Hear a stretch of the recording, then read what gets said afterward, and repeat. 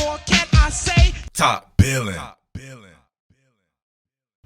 All right, y'all, fly, Eagles, fly. Game 1 of the preseason in the books for them Eagles, baby. And listen, I know it's preseason game 1, but if you're like me, man, you're hyped for football in general. And I couldn't wait to actually see shit with my own eyes instead of having to go over shit that reporters are talking about, that the shit could be 100% inaccurate and you'll never know because you're not actually there.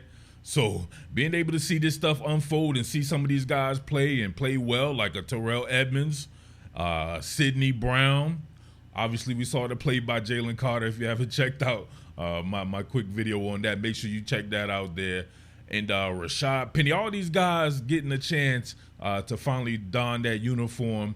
And, of course, people want to talk about the new guys. But I wanted to see certain markers and aspects and see how that would come to fruition. One being Coach BJ, man. I want to see some of the situational play calling. I think that what I saw, I think Coach BJ is definitely going to be a star in the making, right? He's a star in the making already. I think he's going to be a star because he was pulling out all stops and he was able to adjust to the personnel. Like between Marcus Mariota and Tanner McKee, you can tell he understood his personnel and was able to do certain things. Like, remember the 4th and 1 play, like right here? All right, so it's 4th and 1 with Tanner McKee here. You have Greg Ward, right? He's going to motion to tight, right? He motions to tight, kind of pauses, and then does it to where it looks like it's going to be a run play, right? It's the bones of a run play because it looks like he's going to sniff here, and he'll end up being kind of a power pusher, right? Kind of power pusher, kind of blocker. But instead, he keeps going underneath with a submarine route, and then Tanner McKee's able to put that ball in the belly of the beast here and then shoot that out there to the outside. And you'll see the short motion to catch Kevon Seymour here in man coverage, and then he's running through the traffic right here. He gets scrambled up. This shit was brilliant, absolutely brilliant, without the use of Mariota's legs right there. You see that motion to tight there, right? You can see the aiming points here. Greg Ward, he originally looked like he was going to stop there, right, and be trying to help here as kind of a lead blocker there. But then you'll see right here, continue out right there, stretch it on the edge. And look at the block by Tyreek Cleveland, right? Like that, like, hey, come on, right? Or a rub route, however you want to call that right there. You'll see Tyreek Cleveland straight up aiming right here at Kevon Seymour. It looks like it's going to be some type of cross or something like that, but that route don't go like that. He just wants to get in front of him. He literally shoots it upfield, gets just a piece of him right there, enough to bump him off the track. And that was excellent play call by my man, Coach BJ right there. All right, 3rd and 11 here, and you get 3 to the field side. So 3 by 1, and you get a 4 verts concept, right? Just 4 verts here. Right, because he understood that the Ravens were doing a lot of times, right? They were bluffing, right? They were bluffing and pressing the A gap or A and B gap, however they want to do that. Just have their second level players mugged up, and then they would drop them off, right?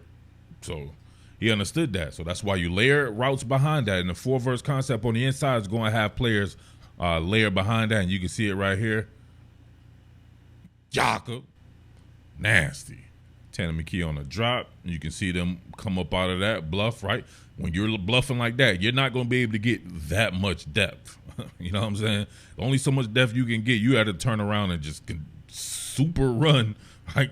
Abandon all technique, super run with your eyes and have eyes in the back of your head to really kind of accomplish that. So if you get those vertical routes going on the inside there and then layer it across, right? You see the layer right there? They're going to take that off, and then you get the receiver coming back behind that, right in that void.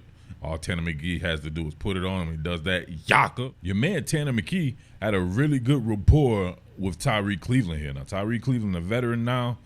You see him going one-on-one against my man Brandon Stevens here.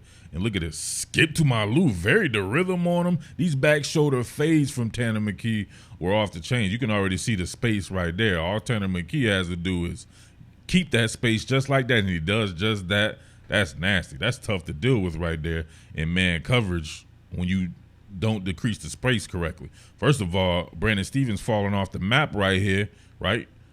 No hands, right? Right, my man using no hands, right? No hands off the gate right here, right? Just give him a free release. I'm gonna try to mirror, but look, the odds are not in his favor, man, because of the spacing right there. In certain situations like this, you're in the roaring 20s, so it's not like you have long to go right there, just 20 yards, and then too much space right there. He's able to negotiate that even further and then catch that bad boy. Good throw by Tanner McKee. All right, one of the things that could have been a little bit better, in my opinion, especially when Rashad Penny was in the game, was the consistency of that rushing attack. Rashad Penny's a special talent. I tried to tell y'all when the guy was acquired that he was going to do big work when healthy. He's the guy that can hit the home run. He's the guy who can punish you in between the tackles. And looks like his vision is up to par as well. Look at these line splits, right? This is almost like some college spread type stuff, which, hey, Coach BJ comes from a Dan Mullen system that he was in there. So that makes a little bit of sense, trying to see some of these things that could be a little bit different this year from Coach Steichen. But you see this right here. You get a C lead right here. You get Andrews. He's going to be leading first thing smoking here on the edges. And the aiming point is to really try to get that off the inside hip. But the waters are too muddy here. You see it right here? Waters are too muddy. They did a good job of pressing and ensuring that the waters would be muddy as well. You see he want to cut out that inside hook, nothing to it but to do it. So he has to practice a little bit of patience here. He's searching, surfing, and then find it, right? Breaks a tackle as well.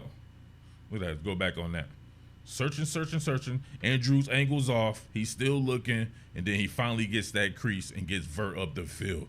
Then when he gets vert up the field, right, he keeps going with it, right? Gets splatter whacked at the end there, but that's a pretty physical run, and that was making chicken salad out of chicken shit, right?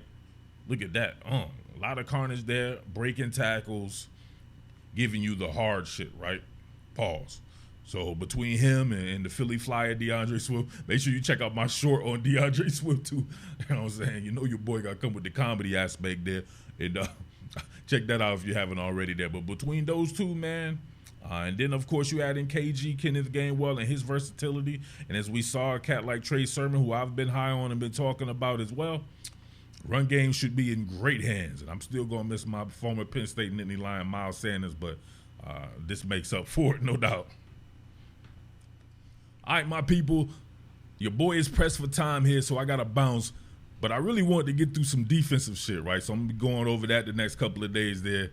And I have some defensive performances that I want to highlight, both good and bad, right? So we get to that here at another time. But I wanted to show this particular play right here real quick from my man Tyler Steen at more of his natural position of left tackle here. You can see him right here. Look at this, right? Look at the deep set. And then look at him dock the boat, right? That's a tough set right there because you see that Mariota he's already in shotgun, and then he had to wait for it to open up a little bit, right? But you can see him right here. As a fact, let's go a little closer right here. You can see him getting pushed back, right? Feet a little bit too narrow for my liking there. So it makes me think that had he had a wider base width, right? You see him start to kind of widen it out right here. That's when he starts to sink those hips and drop those ankles right there. My man docking the boat right there. And reverse thriller, leaning back like that. Tyler Steen, somebody to watch out for in the future.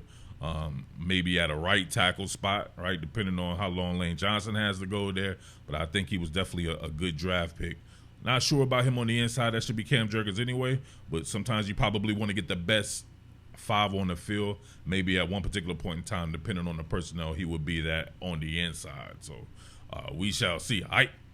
But as always, man, Fly Eagles, South Jersey, that's my heart. Stand up. Philadelphia, the entire city, South Philly. Shout outs to people out in Center Philly, you know what I'm saying? Out in Center City. We were balling out, you know what I'm saying, the other day there. And much love to Delaware, Elkton, Maryland, and everywhere and anywhere between, baby. Even shout outs to my folks up in North Jersey as well, who rock with your boy down south. All right? Salute.